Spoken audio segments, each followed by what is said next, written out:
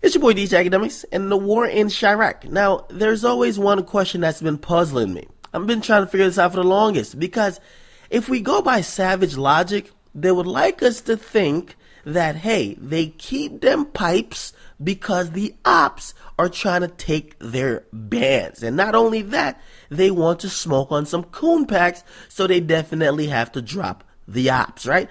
That's savage logic. That's how they live. It's the Hunger Games. Eventually, they want to be the last man standing. Now, the part of that doesn't make sense is that, wait, what bands are y'all talking about? Because I've never heard about the Chiraq Savages actually moving weight across the Atlantic.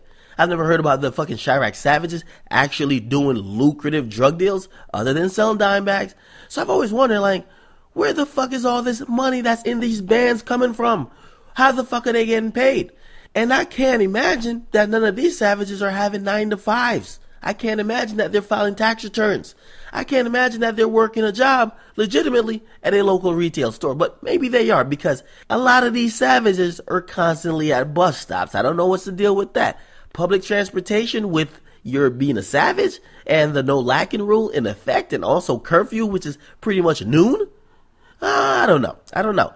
However, it looks like, because we've seen recently that in one of the cases, people are doing this cracking card scheme where they try to defraud the bank of money, and that's how they get their bands. So illegally then getting money from the government, that's how they get their bands. Now, we hear about this other savage, and this is the Chiraq scorekeeper. You guys know about him. I've mentioned him multiple times, and we have just reintroduced him. His name is Krump.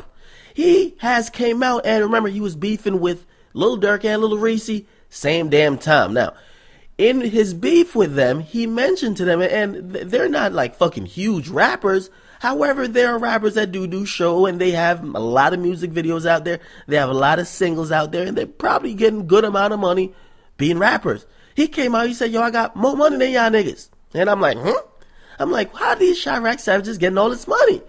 But now, maybe this story would shed a light on how the Chiraq Savages actually get guapped up. So, it's been reported, and this happened in Carbondale, Illinois. And Carbondale police are saying that a Chiraq Savage was in custody after he tried, the key word is tried, to collect money on a counterfeit $100 bill from local businesses. Apparently, the Chiraq Savage, he took a pilgrimage out of Chiraq. He went to neighboring towns where they might not suspect the fuckery would be going on, and tried to pass his little scheme off. So they're saying that, and this is according to Carbondale police, in early November, 29-year-old Ronald E. Krump, and if that name sounds eerily familiar, it is.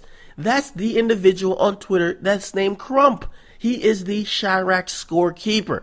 Now, he allegedly presented a $100 counterfeit bill for payment at a business, and it was a 2300 block of Sweets Drive. But police says he left the business because, you know what?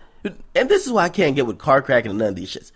These shits are very simple and dumb ways to try to commit crime that everyone would figure out if you're making any significant amount of money, right? If you present a fake $100 bill, they have a fucking pen.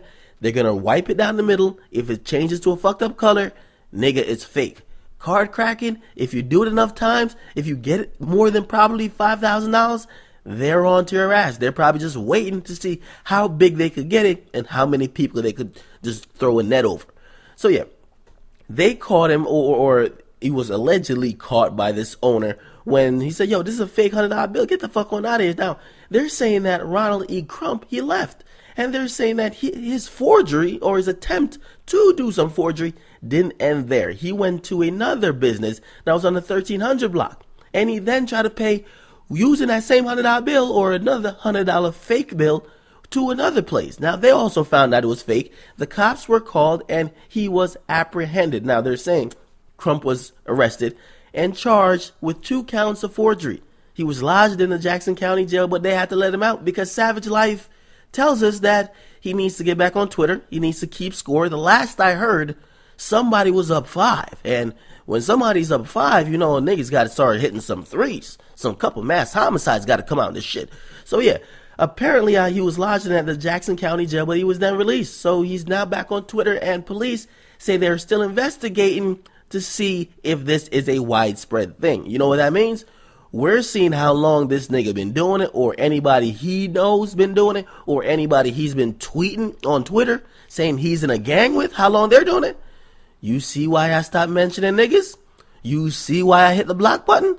But yeah, and also I do have to mention, because he tweeted some nonsense at me, and he said he wanted to send some music. Now, I'm pretty fair, man. I'm objective. If something's hot, it's hot. If something's whack, it's fucking whack.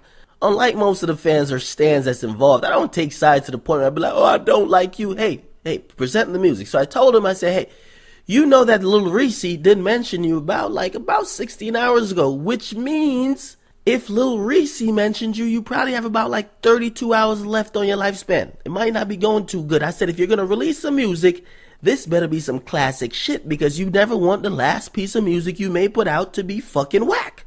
Now, he did put out some song, and it was apparently with King Louie in the video. I checked it out. Yo, deadass, I expected it to be fucking whack.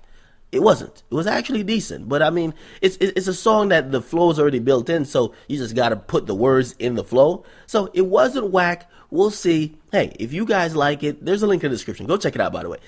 It's your boy DJ Akademiks, man. What do you guys think about this? Krumpy's out here, he's putting fake bills. Remember, he's getting bans. He says he's getting bans more than fucking Lil Reese and Lil Durk, but he's using the fake bans to get money or to get some return on products in other local stores. So check it out. It's your boy DJ Akademiks. Make sure you guys like, definitely subscribe, man. I'm out.